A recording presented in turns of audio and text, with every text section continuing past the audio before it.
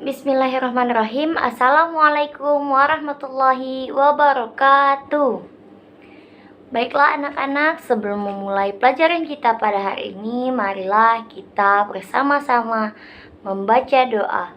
Bismillahirrahmanirrahim.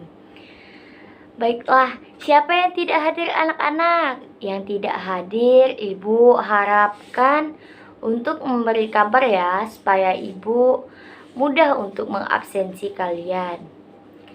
Hari ini kita akan mempelajari tema perjuangan Sunan Kalijaga.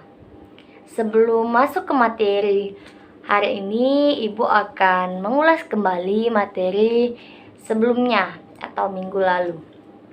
Minggu lalu kita membahas Wali Songo. Ini gambar-gambar dari Sunan Wali Songo. Di sini Ibu ingin anak-anak menebak yang mana wajah Sunan Kalijaga. Dari 9 sunan ini gambar Sunan Kalijaga. Masuk ke materi hari ini, Sunan Kalijaga. Jadi di sini terdapat 4 materi yang akan Ibu sampaikan. Materi yang pertama yaitu tentang riwayat hidup Sunan Kalijaga. Sunan Kalijaga adalah putra dari Tumenggung Wilatika atau Raden Sahur atau Raden Syahid Ahmad bin Mansur Syekh Mubakir Adipati Tuban. Ibu Sunan Kalijaga bernama Dewi Nawangrum. Ia adalah murid Sunan Bonang. Jadi Sunan Kalijaga itu murid dari Sunan Bonang.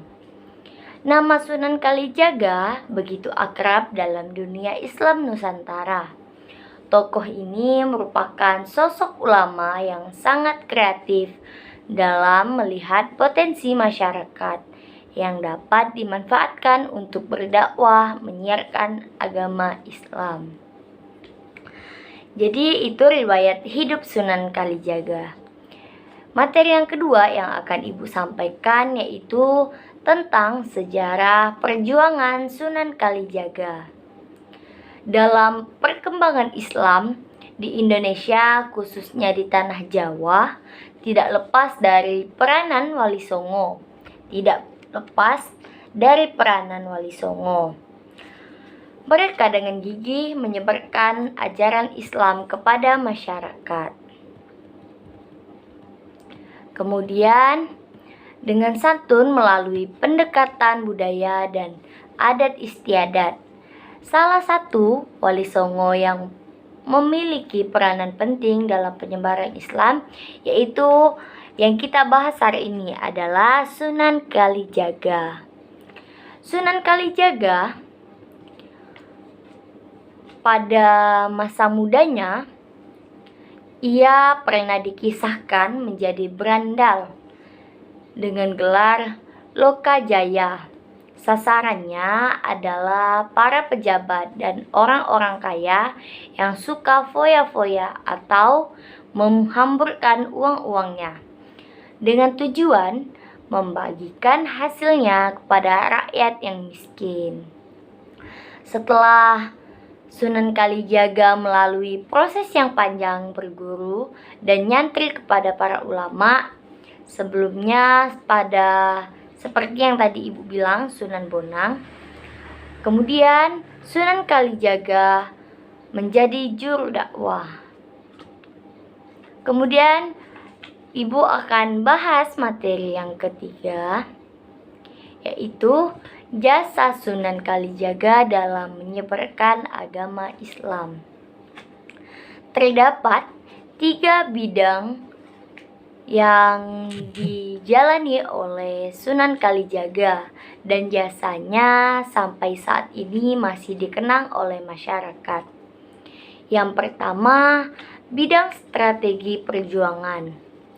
Seperti diketahui, Wali Songo di dalam menyebarkan agama Islam di tanah Jawa tidak begitu saja melangkah, melainkan mereka menggunakan cara-cara ataupun jalan, taktik dan strategi yang diperhitungkan benar-benar, memakai pertimbangan-pertimbangan yang masak, tidak ngawur, sehingga agama Islam disampaikan kepada rakyat dapat diterima dengan mudah dan penuh kesadaran, bukan karena keterpaksaan. Sunan Kalijaga dalam menyebarkan agama Islam benar-benar mengetahui dan memahami keadaan rakyat yang masih tebal dipengaruhi kepercayaan agama Hindu-Buddha dan gemar menampilkan budaya-budaya Jawa yang berbau kepercayaannya itu. Maka bertindaklah beliau sesuai dengan keadaan yang demikian itu, sehingga taktik dan strategi perjuangan beliau disesuaikan pula dengan keadaan, ruang, dan waktu. Berhubung pada waktu itu sedikit para pemeluk agama Siwa Buddha yang fanatik terhadap ajaran agamanya, maka akan berbahaya sekali apabila dalam mengembangkan agama Islam selanjutnya tidak dilakukan dengan cara yang bijaksana dan melalui jalan pendekatan yang mudah ditempuh. Para wali, termasuk Sunan Kalijaga yang kita bahas, mengetahui bahwa rakyat dari kerajaan Majapahit masih lekat sekali dengan kesenian dan kebudayaan mereka. Misalnya, gemar terhadap gamelan dan keramaian yang bersifat keagamaan Siwa Buddha. Itu jasa yang pertama, bidang yang pertama yang Ibu jelaskan. Kemudian bidang yang kedua, Sunan Kalijaga juga berjasa dalam bidang kesenian. Sunan Kalijaga ternyata mampu menciptakan kesenian dengan berbagai bentuknya. Maksud utama kesenian itu diciptakan dengan sebagai alat dalam bertablih mengelilingi berbagai daerah. Ternyata malah mempunyai nilai yang berharga bagi bangsa Indonesia. Sungguh besar jasa Sunan Kalijaga terhadap kesenian, tidak hanya dalam lapangan seni suara saja, akan tetapi juga meliputi seni drama, wayang kulit contohnya. Ini contoh gambar dari wayang kulit. Kemudian seni gamelan, seni lukis, seni pakaian, seni ukir, seni pahat, dan juga lapangan kesusastraan, dalam kesastraan. Kemudian di lain pihak, Sunan Kalijaga juga menciptakan karangan cerita perwayangan yang kemudian dikumpulkan dalam kitab-kitab cerita wayang yang sampai sekarang masih ada. Kemudian bidang yang ketiga, bidang-bidang lain. Bidang-bidang lain, selain jasa-jasa beliau yang tadi Ibu jelaskan, masih ada jasanya yang lain seperti pendirian Masjid Agung Demak. Ini gambar Masjid Agung Demak. Kemudian Sunan Kalijaga tidak ketinggalan ikut serta membangun masjid bersejarah ini. Malah ada hasil karya beliau yang sangat terkenal sampai sekarang, yaitu Soko Total. Artinya tiang pokok dalam Masjid Agung Demak yang terbuat dari potongan-potongan kayu jati, lalu disatukan dalam bentuk tiang bulat yang berdiameter kurang lebih 70 cm.